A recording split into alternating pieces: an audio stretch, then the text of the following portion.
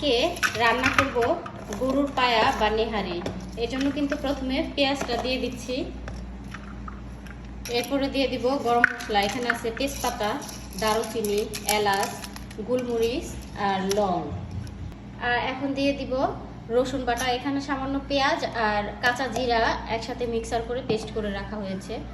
এরপর দিয়ে দিব আদা বাটা 1 চামচের মতো।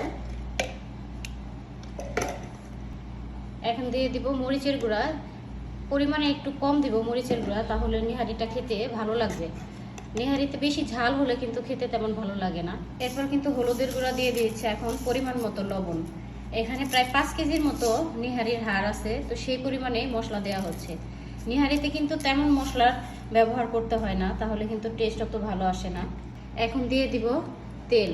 এখন ভালো করে পেঁয়াজ আর মশলাগুলো হাতে মেখে নিব। এখন ভালো করে মেখে মশলাটা, তারপরে নেহারির হাড়গুলো মেখে চুলায় বসিয়ে দিব। এটা কষিয়ে রান্না করলেও ভালো লাগে, কিন্তু হাড়গুলো পাতিলার মধ্যে চামচ দিয়ে নাড়াচাড়া করতে কিন্তু বেশ কষ্ট, এই জন্য কিন্তু হাতে মেখে বসিয়ে দিলেই ভালো। এখন হাড়গুলো দিয়ে দিব।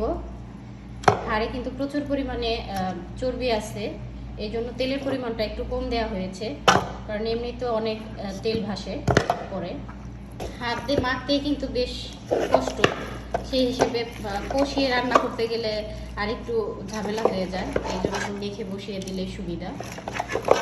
পানিটা দিয়ে দিব, আর ঝোলের পানি দেওয়ার পরে চুলায় হাই হিটে 1 ঘন্টা বসিয়ে রাখবো, আর পরে লো হিটে 1 ঘন্টা দিয়ে রাখলে কিন্তু একদম নরম হয়ে যাবে আর খাওয়ার জন্য প্রস্তুত হয়ে যাবে। এখন এই যে আমার বাবুর্চি নেহারি রান্না করছে। নেহারি কিন্তু চুলায় বসিয়ে দেওয়া হয়েছে। এটা হওয়ার পরে কিন্তু একদম লাস্টের দিকে রসুন দিয়ে আমি এটা বাগার দিব, তাহলে কিন্তু খেতে অনেক বেশি ভালো লাগবে। ঝোলের পানি আরেকটু দিয়ে দিব, কারণ লং টাইম চুলায় বসানো থাকবে আর সিদ্ধ হতেও সুবিধা হবে। এখন ঢাকনা দিয়ে ঢেকে হাই হিটে 1 ঘন্টার মতো রান্না করব। আমার নেহারি রান্না কিন্তু প্রায় শেষ হয়ে গেছে, দেখেন কালারটা কেমন এসেছে। এখন একদম ডিম করে বসিয়ে রেখেছি চুলায়, অল্প পরিমাণে কিছু কাঁচামরিচ দিয়ে আর কিছুক্ষণ বসিয়ে রাখবো, তাহলে কিন্তু একদম নরম হয়ে যাবে। চুলাটা একদম কমানো। এখন ঢেকে দিব, কাঁচামরিচের গ্রানটাও ছড়াবে, পরে আমি রসুন দিয়ে এটা বাগার দিয়ে নামিয়ে নিব। নেহারিতে বাগারটা দিয়ে দিলাম। আমার রান্না কিন্তু শেষ। আর আমার ভিডিওটি কেমন লাগলো, রান্নাটা কেমন লাগলো অবশ্যই কিন্তু কমেন্টসে জানিয়ে যাবেন। আজকের মতো এই পর্যন্তই। আল্লাহ হাফেজ।